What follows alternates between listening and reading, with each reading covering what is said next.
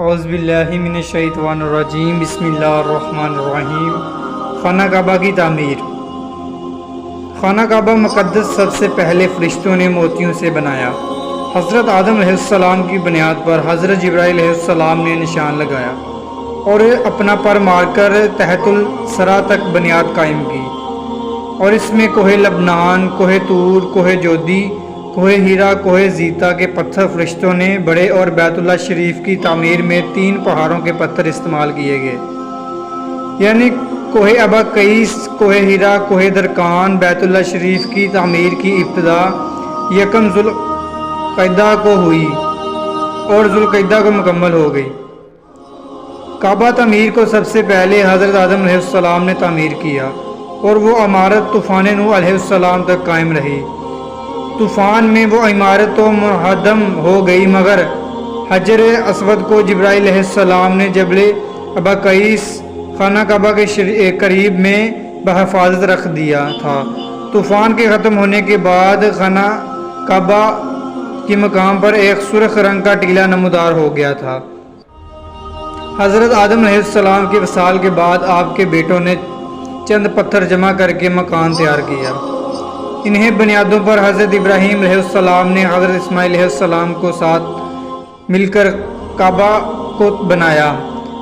جس پتھر پر کھڑے ہو کر حضرت ابراہیم علیہ السلام کام کرتے تھے وہ ابھی تک وہاں موجود ہے، جسے مقام ابراہیم کہتے ہیں۔ ایک پہاڑی کے نالے کے پانی کی وجہ سے حضرت ابراہیم علیہ السلام کی بنائی ہوئی عمارت بھی گر گئی، تو قبیلہ جرہم نے اسے جوں کا توں پتھر سے بنا دیا۔ قبیلہ جرہم کی بنائی ہوئی عمارت بھی گر گئی۔ پھر قوم عمالیق کے ایک قبیلہ بنی حمیر نے تعمیر کیا۔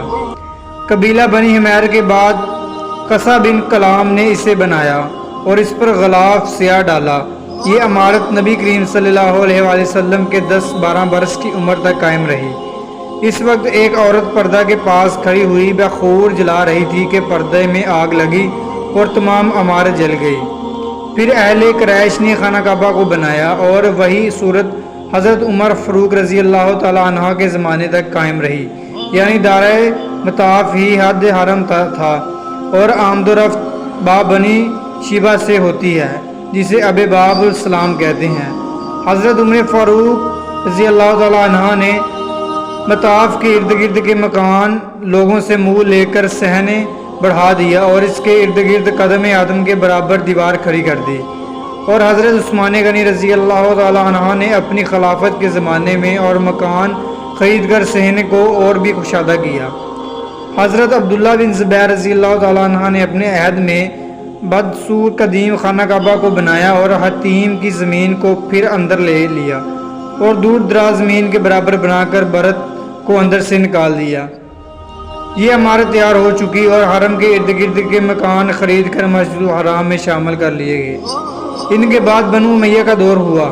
حجاج بن یوسف کے نائب عبد الملک بن مروان نے حضرت عبداللہ بن زبیر رضی اللہ تعالیٰ عنہ کی عمارت کو ناپسند کرتے ہوئے دوبارہ قریش طرز پر بنا دیا۔ مشرق کی طرف صرف ایک دروازہ رکھا اور اندر سے قد آدم برت کر کے دروازہ اونچا کر دیا، اور چھت اور کوارڈ سان کی لکڑی کی بنائی اور حتیم کی زمین کو باہر کر دیا۔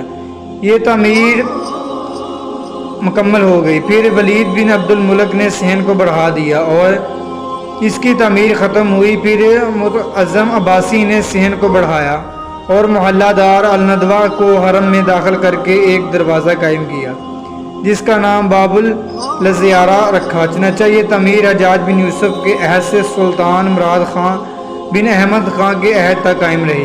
پھر اس کے بعد خانہ کعبہ کی تعمیر عثمانی سلطان مراد خان نے کرائی۔ مراد خان کے وصال کے بعد خانہ کعبہ کی تعمیر توسیع عثمانیہ سلاطین کے دور میں ہوتی ہے۔